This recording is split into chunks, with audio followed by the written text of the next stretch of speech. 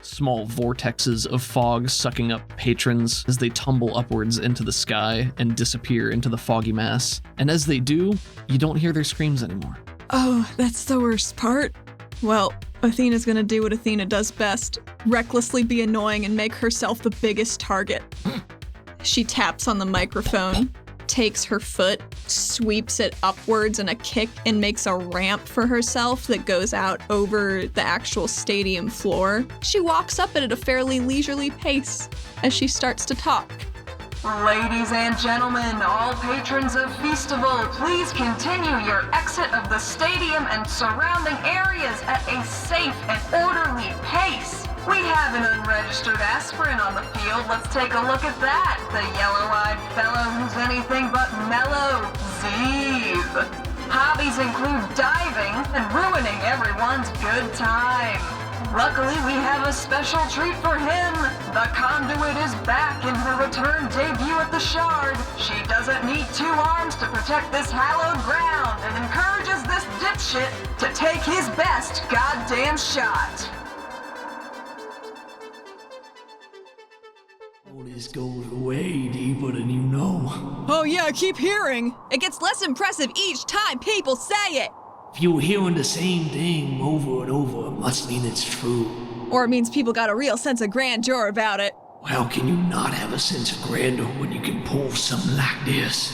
Yeah, I don't think this was on my bingo card of things I want to achieve in my life. The only limits are the ones we put upon ourselves. Might not have been good enough to play pretend, but turns out I'm right fit to be a god. And y'all are gonna need me before this is done when you figure out what's coming for you. Oh, fuck off! We're all kind of floating right now, right? Yes, you're in 0G. In 0G. Athena whips out her hand in front of her, leaves this white, hot, purple-rimmed mote of energy, and she dips her fingers into it. Like an arrow getting knocked into a bowstring, she pulls a string of energy back with her hand from its anchor point. Each quick breath she takes, this energy gets brighter and brighter, and it crackles like too hot oil in a skillet. On one held breath, she releases it. Her built-up bolt lances through the mist in the room in these perfect circles it creates, and it crashes into Zeev's giant body with a flash. Delayed sounds echo through the cavern, bouncing off rock hidden by the mist, muffled by the damp. As the lightning crashes into him, we hear her mutter, "Dance on this string, you son of a bitch." It bores an enormous hole through the top right half of his body. You watch it tear away part of his face, his entire right arm, and part of his torso dissipates up into this mist that floats up and away. He reels back with a hiss. And you can see inside of this misty form, like the outside looks like a giant Zeev. The inside you can tell is made up of this mist, which is now starting to leak out. And somewhere inside of that, you can see the actual Zeev. Shit, got him. He's mech piloting himself. Apparently. You're bound up by this tail that Zeev has created from the mist. He continues drifting towards you, and you see the flickering yellow light burning in his eyes as he gets closer and closer, places his mitten-like hand directly onto your forehead, and you feel the tips of his claws dig in on either side of your temple and on top of your head, raking presence against your mind. The pain is almost indescribable as you feel like pieces of yourself are being stripped away. Could you roll me a d6, please? Yeah.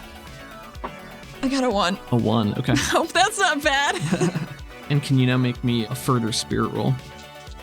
A 1 and a -1. You feel Zeev's presence, claws raking into your mind, pulling pieces away. He says, "Let me see what you got." Athena's body bucks in the confines of his tail. And when she feels him dredging her soul, and this isn't pain like she's ever experienced before. The sound she makes is like an animal that's being savaged. This visceral, shattering howl. Okay, gonna cast a burst. Upcast for damage. do it. What'd you get? We'll see. Oh, you blew it up?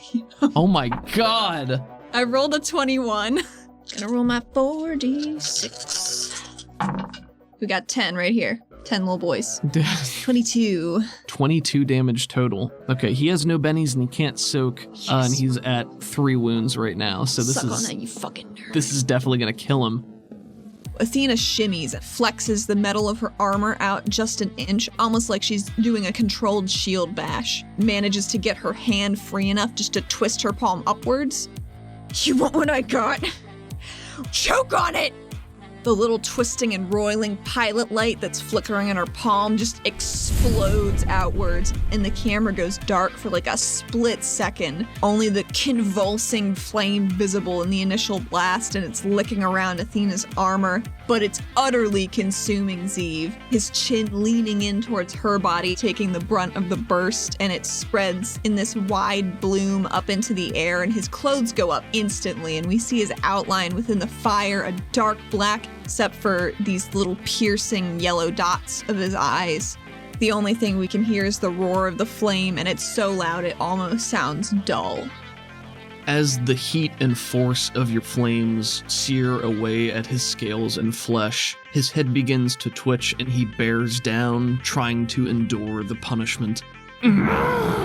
His grip slackens and he's blasted backwards. A plume of flame explodes around him and his form begins to tumble end over end through the air, plummeting towards the upraised spear-like tip of the crystal below. Against the backdrop of rushing flames and the hiss in your ears, you hear the sick thud of flesh on crystal. As he is impaled, he lets out a final and all sound from Zeev ceases.